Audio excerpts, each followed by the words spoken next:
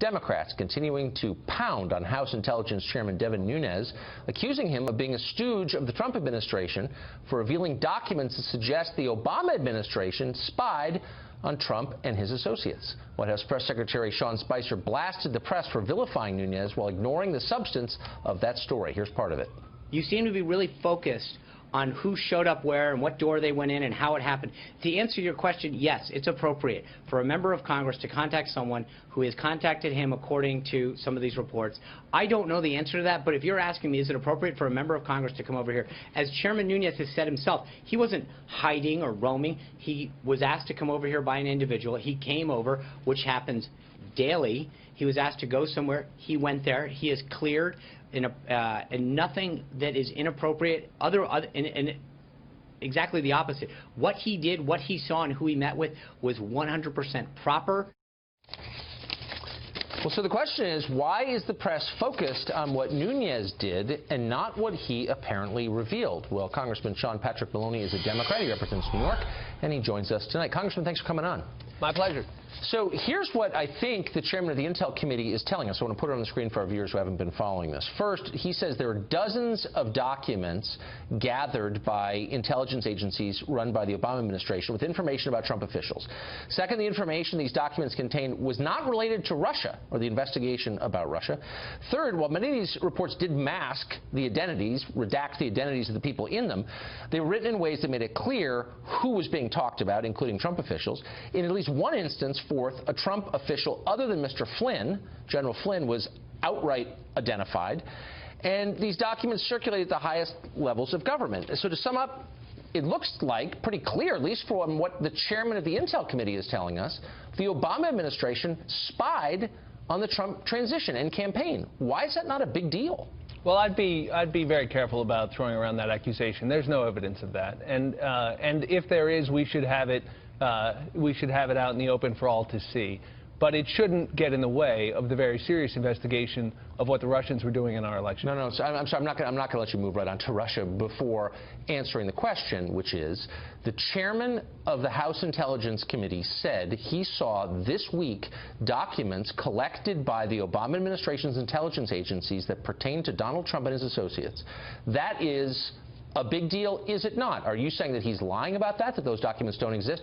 How do you respond to that? I think it's very difficult to know what Chairman Nunes is saying, and you see in the criticism of senior Republicans, most pointedly from the Senate Intelligence Committee, that's doing a good bipartisan job, the fact that most people don't really take the chairman very seriously right now. And the problem is not that he's being a partisan. The question is whether he's competent and whether he's impartial. And to get dragged down to the White House and to say so many contradictory things, it really doesn't help his credibility. Look, I was on the White House senior staff. But he said specific things. No, I know you've been in and around government a while, but he said things that are not just of concern to Republicans, but of concern to anyone who lives in this country. Tucker, let me be clear. If there is evidence that the Obama administration spied on the Trump campaign, let's have it. But let's also do a full investigation of what happened with the Russian investigation. We already have evidence, don't we? And I don't think they're not mutually exclusive. Well, no, there is no evidence of that. Yes, actually there is. No. And General Flynn, whatever one thinks of him or his suitability to be national security advisor,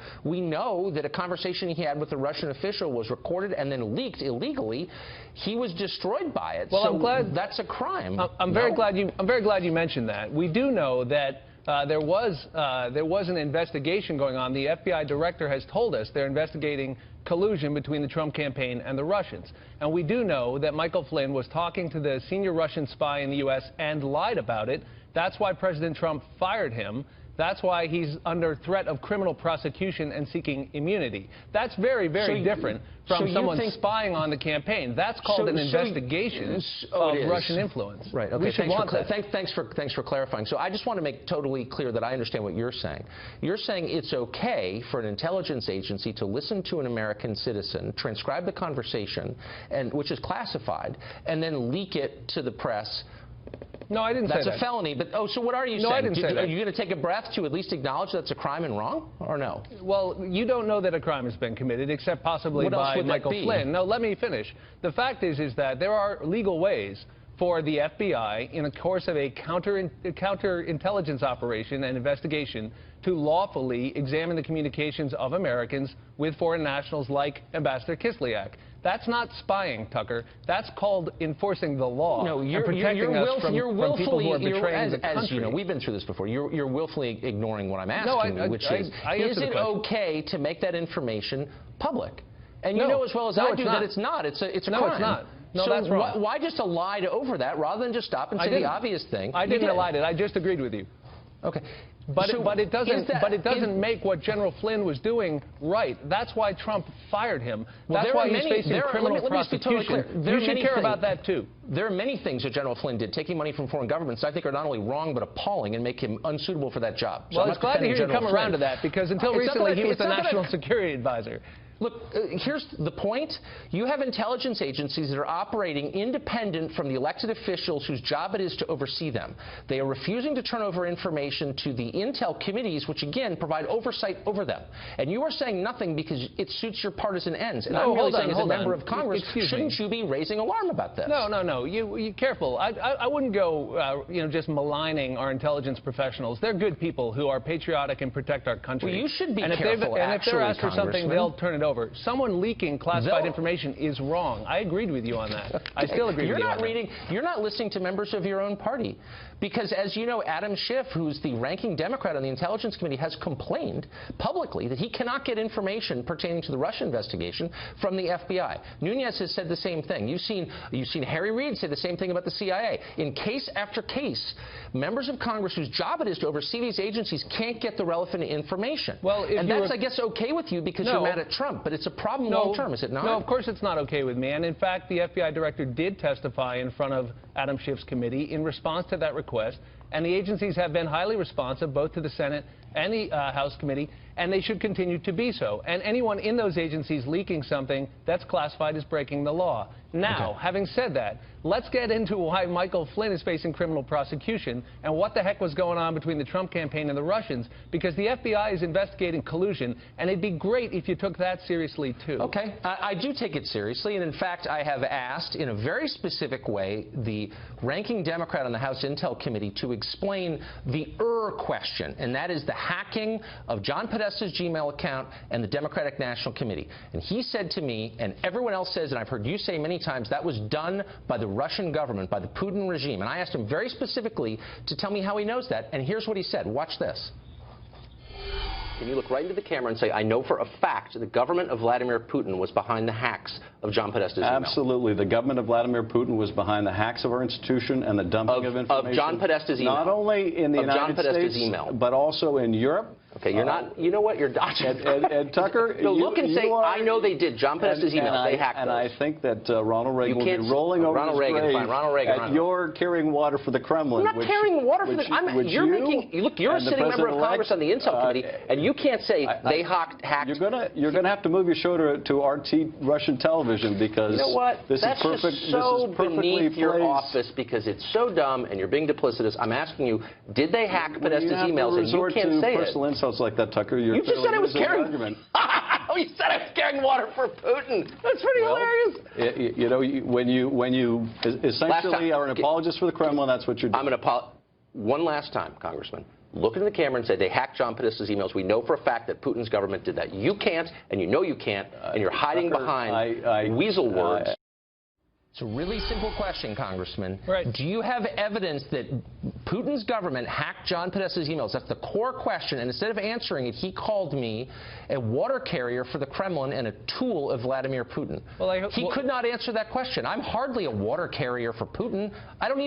That's insane. It's a straightforward question. Do you have evidence that the Russian government did that? That's the basic question. And I don't think that you do. Well, before you start clutching your pearls, Tucker, the fact is that the FBI and our intelligence agencies say so. That's good enough for me. Oh, it is. So when the Director of National Intelligence said to the Congress, the NSA is not scooping up email data from every American, Was that good enough for you? Because it turns out he was lying.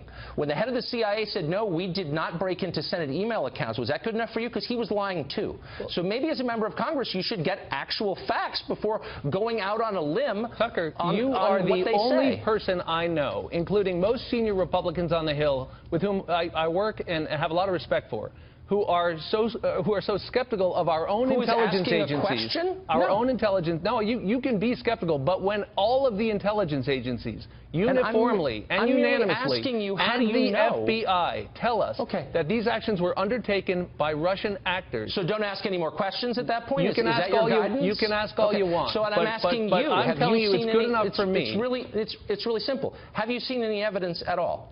I have been in briefings, classified and unclassified, where the conclusions of the intelligence agencies, unanimous conclusions, have been relayed to us, and they are absolutely crystal clear, Tucker, that the Russians did it. Yes, full stop. That the Russian government, on the basis of what evidence? It's a fair question. You're calling for an independent investigation. You're describing this as collusion between the Trump people and Putin. And I'm just asking you, is there anything at the bottom of this? And you're saying, how dare you be skeptical of the intel agencies? No, don't put words in my mouth, please. What I said is that when the entire United States intelligence community and the FBI, after months of investigation, give us a unanimous conclusion, I take it seriously. And particularly when it involves, excuse me, when it involves trying to undermine our elections, you should take it seriously too. And I do, seriously enough to have you on the show. And I'm asking you for the third time, what is it based on? And you're instead impugning me, just as your colleague shifted. And I'm just asking you, what is it based on? And you won't give me an answer because you don't know. No, hold on. No, that's not true. The fact of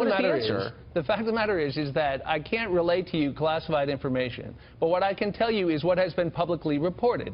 And if you look at what has been publicly reported, then all of the senior officials in our national intelligence community say that on the basis of their investigative methods, which include lots of things that are sensitive, but that I would prefer not to go into detail about, that is their conclusion. You can't deny that, Tucker. So this sort of notion that we should be so skeptical of our own professionals that we should not allow them to do their job is a mistake. Skeptical of our own professionals. I must be unpatriotic. Thank you, Congressman. No, that's fine to be skeptical, but I believe apparently it's not fine with you.